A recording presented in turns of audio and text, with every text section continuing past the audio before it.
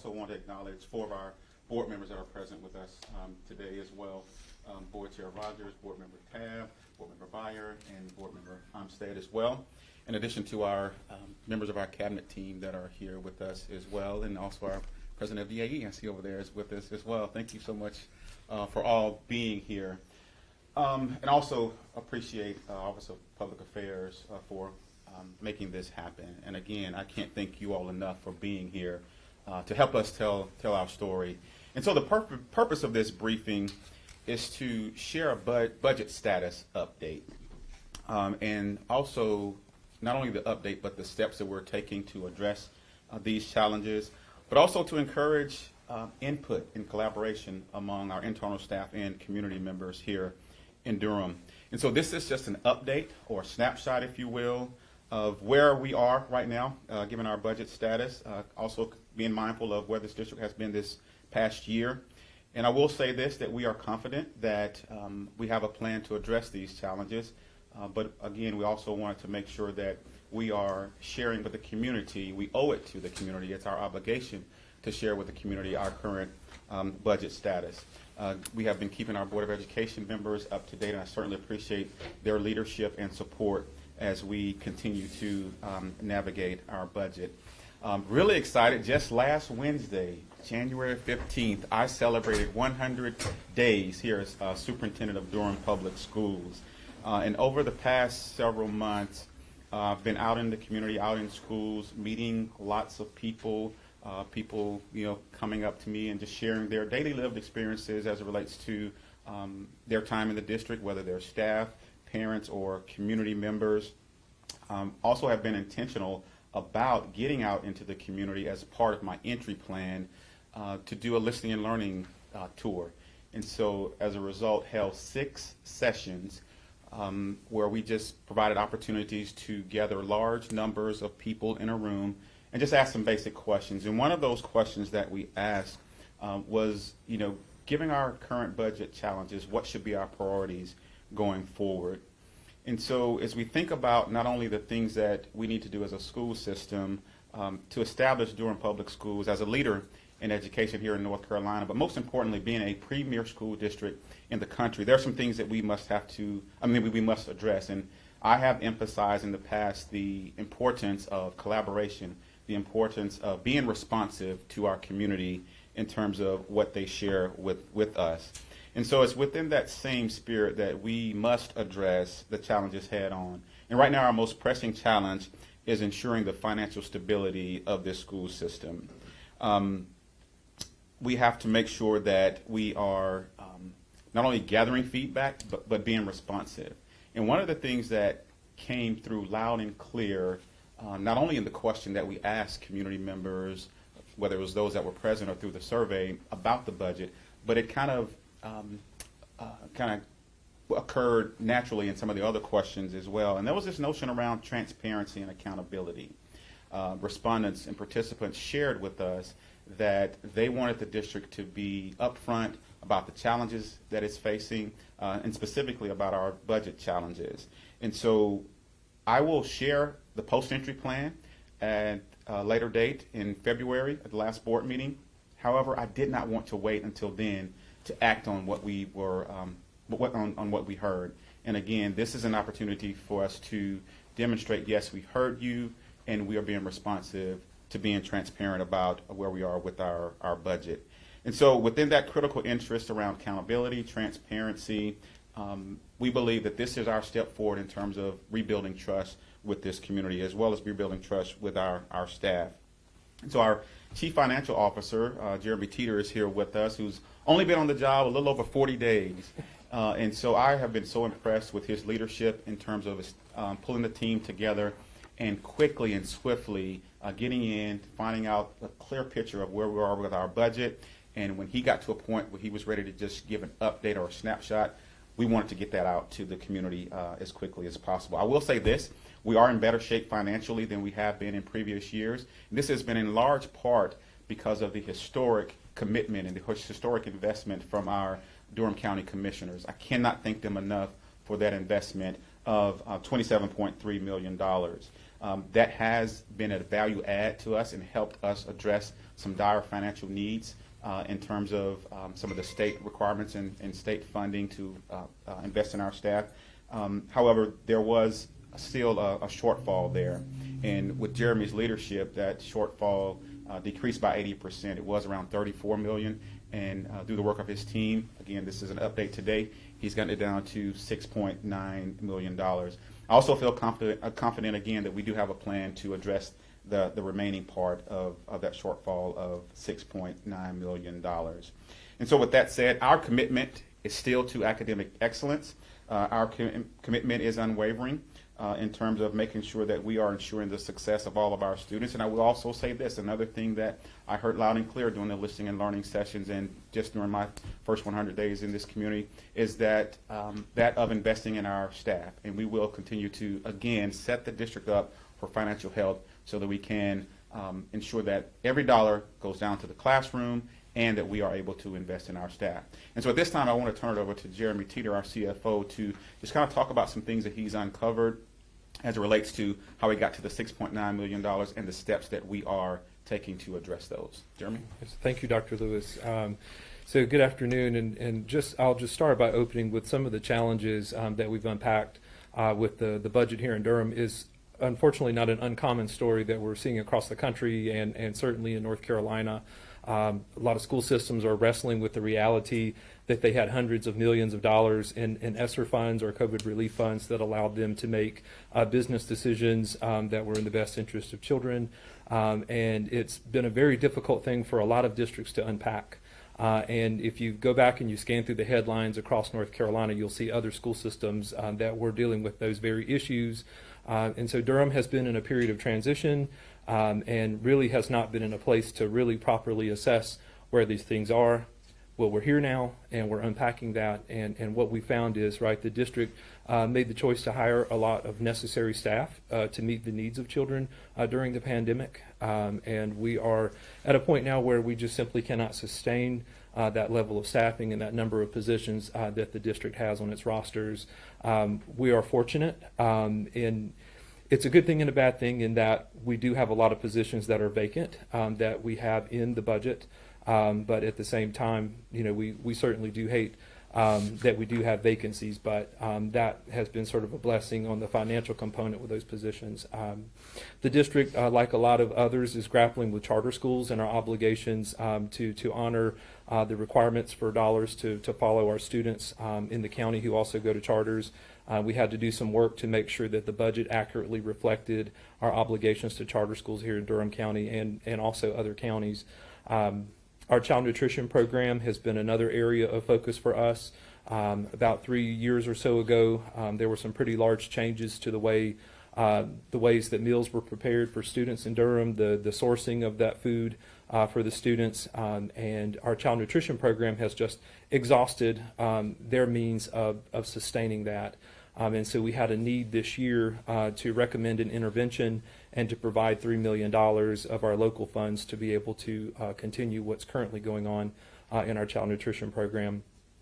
We saw this in the news just a couple of weeks ago in a neighboring district, the challenge with utilities and waste management. And so we are continuing to be in a climate where we can make our best budget projections possible, and the current budget in Durham was just coming up short for our actual realities with rising utility costs. And so just another example there of about $1 million or so that the district was coming up short to meet those utility obligations. And so we are in the point of remedying that and making some appropriate actions to correct that. And I will give credit to the previous interim superintendent who made the Caddy Moore, who made the recommendation that the district hold aside 15% of its operating budgets before the school year started to allow time for the new administration to assess, get a handle of what the financial realities were in Durham, and that ultimately was a huge saving grace for the district. And so that action alone had a value of $26.4 million. And so we did make the judgment call as a new team to leave that hold in place or make that permanent so that we could fill the greater share of this budget gap. I'll also share that the state of North Carolina, shortly before our holiday break in December, allotted an additional $1.1 million to the district. The state had underestimated what the student enrollment would be in Durham for this year. They recognized that it was higher than planned. About 119 more students materialized on our rosters than the state had planned for. And so they trued up our state dollars in December to bring that additional $1.1 million to fruition. And so at this point in time, that's how we've reached the $6.9 million that we're discussing today versus what, as Dr. Lewis said, would have otherwise been a much more painful $34 million reality. And so, as I mentioned, in just this short time, we've made significant progress to really understand the full picture of where we are with our budget. I'm excited about the direction that we're heading in terms of being transparent and also providing opportunities for members of the public to provide input. We're coming up on budget season, and so we definitely will be seeking that input as we begin to look at our 25-26 year budget. Again, we heard during these first 100 days and during Jeremy's a little over 40 days about the need to just continue to educate our staff and the members of the public around North Carolina school finance, which is very different from our personal budgets and the way those are set up. And so as a result, we are super excited to announce that we will be launching a series called Dollars and Decisions, Understanding and Navigating Durham Public Schools Budget. And so this will be an opportunity for members of the public to hear from Jeremy and others. He'll be interviewed by some students just to really think about what can we do as a school system and just thinking about our responsibility to educate members of the public so that they can feel more a part of the decision-making process. And so as we think about just where we've been as a school system, this is a huge step forward in terms of being a little bit more transparent and accountable to our members of our public, which again is our responsibility. And so with that, we will share this plan a little bit more in detail at this upcoming board meeting this coming Tuesday, share with our board and the members of the public. So I encourage you all to attend or either watch that online. And we will continue to provide additional updates as we learn more about our budget. So with that. Yes. Are there any questions? We'll take questions now. Bianca. Hey, Bianca Coleman with ABC 11. Good afternoon. Good afternoon. When it comes to the budget, I know in talks and coming to some of the meetings, we talked about pay for certain teachers when they get their master's degree. That was a big one. More bus drivers, filling those vacancies. Is that something that's factored in, or what do you say to teachers and staff when they may be short-staffed, and the bus driver situation, which has been an ongoing issue for families and parents, is that being factored in or considered, or will that be addressed coming up, in the future meetings? Yeah, absolutely. Again, I think this is a great opportunity for us to kind of just share where we are right now with our budget. And in addition, we're also looking at where we're spending every single dollar to ensure that we're not duplicating programs, we're not that we're being fiscally responsible, so that we can invest in our staff, again, which is something that we heard during the listening and learning session. So yes, we realize that we will have to address the master's pay and do more in terms of what we can do to recruit and retain our bus drivers. So that's not lost on us. We just want to make sure that we are setting the system up, the financial system up, so that we can continue to invest in our staff so that we can retain them. I don't know if Jeremy, you had anything? And I would echo what Dr. Lewis has said, and that, so in tandem with managing the current year's challenge, we have already started that process for developing the 25-26 budget, and we've established a series of events that include opportunities for folks in the community to come forward, share what they feel the priorities should be for Durham Public Schools next year as we're building that budget.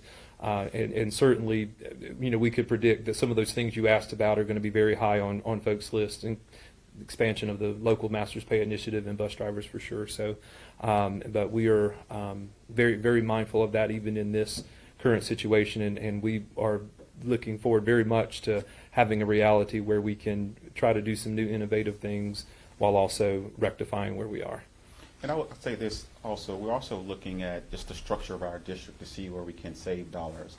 Jeremy mentioned some vacant positions, and truly analyzing those positions, not down at the school level, but here at the district level, to see where we can maybe trim some fat here at the district level as well. Jeremy has done that in his department as well, and saved over $100,000 there. So we are looking at every single opportunity for us to be a little bit more fiscally responsible. Lily? Hi, Lily Kaczynski with Ninth Street Journal. On that note of vacancies, just a clarifying question about the release. It said human resources and finance teams are implementing new methods for controlling the creation of positions. Would love additional clarity on those new methods and timeline. Anything else you can provide there? Sure. So I think that timeline is immediately, right? So we're very fortunate. I'm new to the district, new finance officer. We have a new assistant superintendent of human resources, and we have kicked off on the right foot in that relationship and thinking about just appropriate position control protocols, which are so critical for any employer, right? Not just school systems.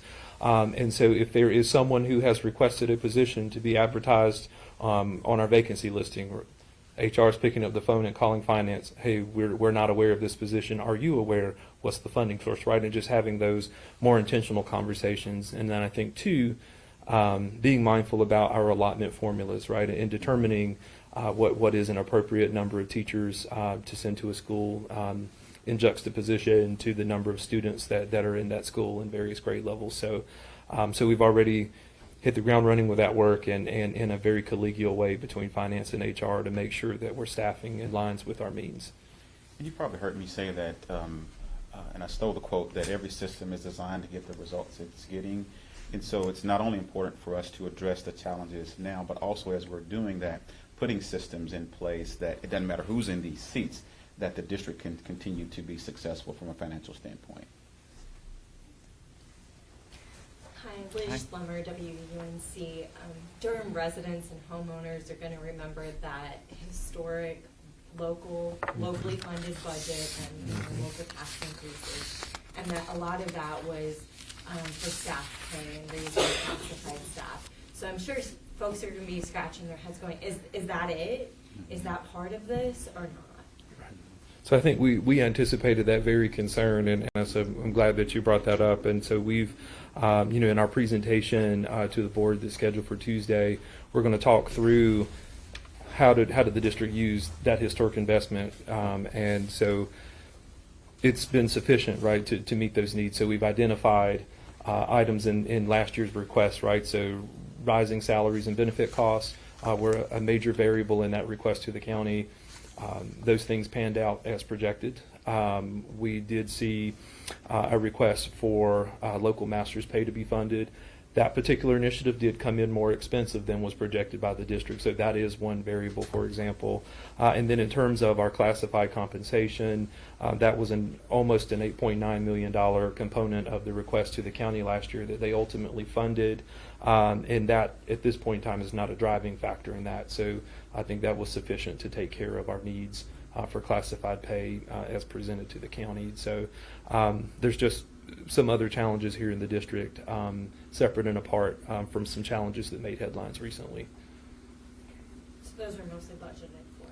Right. So I think we just really had a series of items that were under budgeted or not budgeted that we have to account for. Hi, also a question about child nutrition.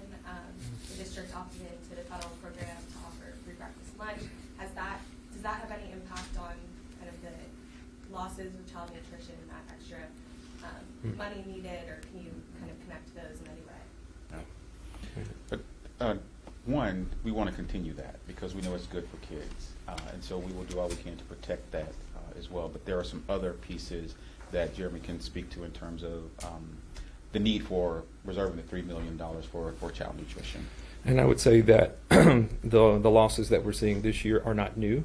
And so that has been a trend for the past couple of years that the program has been operating at a loss. And so the expanded free and reduced lunch, or the CEP being applied at a larger scale throughout the district, is new this year.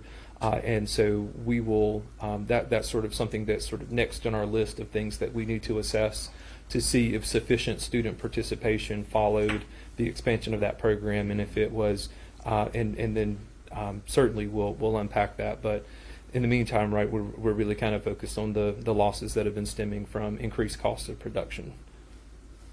Jim? Hi, Jenna Gardner, Spectrum News. My question kind of relates to your comment about how you're in better shape financially this year than in previous years. Can you explain a little bit about how this compares to other years then when you're looking at the budget again? Mhm. Yeah, I think when we think about, again, that historic investment from the county of $27.3 million, that set us up for success to invest in our staff, to meet the requirements that came down from the state in terms of investing in our staff. That put us in a better position. And again, with what Interim Superintendent Caddy Moore put in place before she left to kind of safeguard the district by withholding that 15%, we're in a much better place than we would have been had that not taken place. And then in addition to that, I would add, right, that we are now that ESSER funds have sunset, we're having to be much more, we don't have that safety net anymore, and Durham, like other school districts, is just having to think a lot more thoughtfully about when are we going to fund something, when are we going to expand something, when do we add a position. And I feel like a lot of districts did get into a very comfortable place of, yep, we can do it, we've got ESSER money. And so I think we're going to have a major shift in thinking and really kind of get back to best budgeting practices and focusing on those line items. So I think definitely in a better place thinking-wise. And kind of as our budget deficit, something that's common in school systems, as you kind of look at all the things you guys have to kind of allot this money to? So I think it used to almost be unheard of, right? This was just not a headline in the past, right? That school systems were wrestling with budget deficits per se, but it certainly has become more common in the past, definitely the past 2 or 3 years. And I think we've seen some trends across North Carolina that have certainly contributed to that. I think one, first and foremost, ESSER dollars, I think increased. Every county is different, right? And they're not everyone enjoys the relationship that we have with our county commissioners here in Durham. And so sometimes you'll see tension in districts where that's concerned. And then I think 3, we have seen just a tremendous turnover in finance professionals in North Carolina school systems. And so I'm not an old person, but I'm already a more seasoned finance officer in North Carolina, and that's just the reality, and it has really created some strain. And so we're seeing these issues a lot more frequently than we used to, for sure. Ben, did you have a question? Did I see your hand up? Okay. Any other questions, Liz?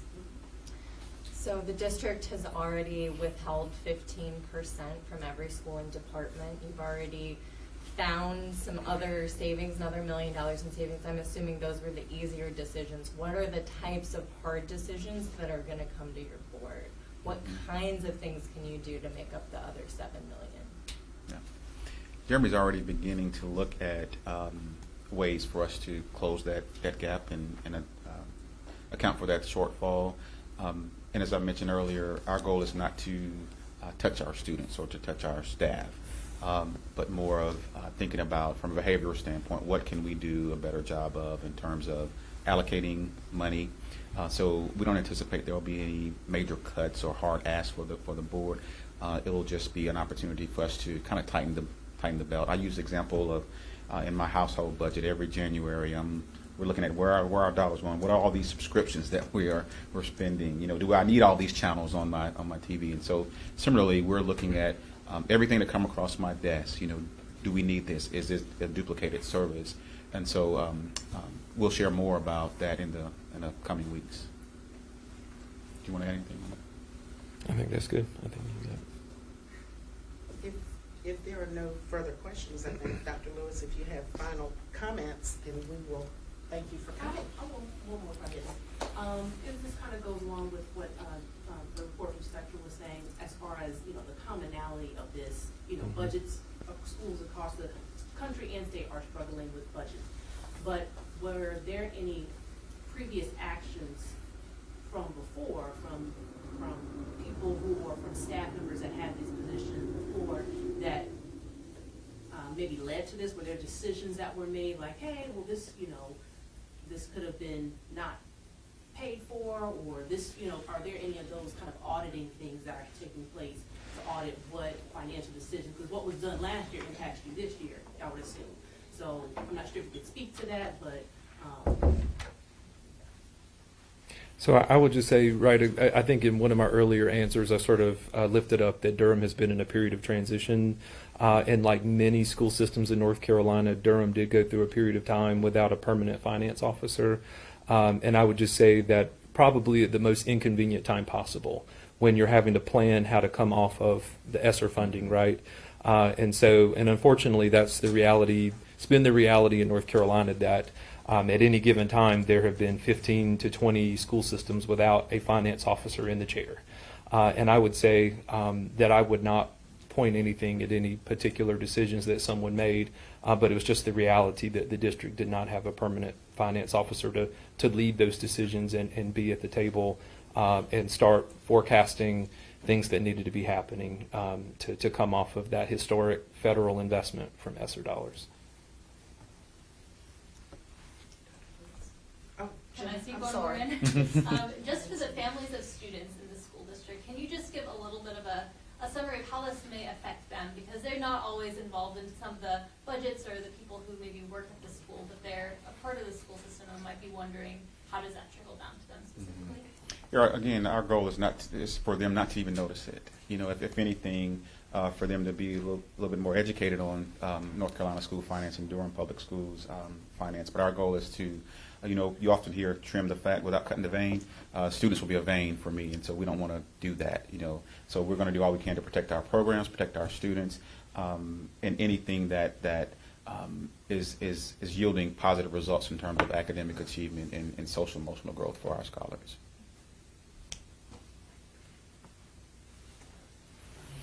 Yeah, again, I just want to say thank you all so much for being here to hear that update. Again, just a snapshot of where we are. We want to be a transparent district. We want to be a district that's more accountable to our community. Again, I say this is our responsibility as a school system. And a financially healthy school district impacts students, impacts staff, families as well. So our commitment to student success, our commitment to academic achievement, our commitment to being transparent, our commitment to invest in our staff is unwavering, and we will continue to do that. Again, we did not want to wait until the end of February to kind of share these. We wanted to, again, demonstrate from our community members, from our staff, we hear you, and we want to be responsive in terms of being upfront and honest about our financial challenges. But I will say again that I'm very confident and optimistic that we will be able to address the budget deficit that we're facing right now. So again, thank you all so much for being here. I appreciate our board and our community cabinet for being here as well. Best is yet to come. Stay tuned to Dollars and Decisions. So it's going to be a fun series, but most importantly, again, the goal is to be further transparent, but also to educate our staff and our community on Durham Schools finance. So thank you all so much for being here.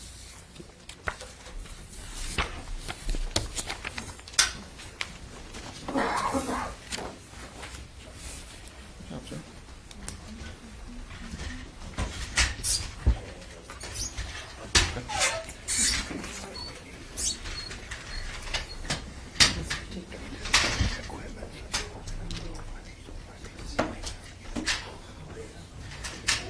Okay, just do it. Yeah, just do it. And then get the PO in when they can. Huh?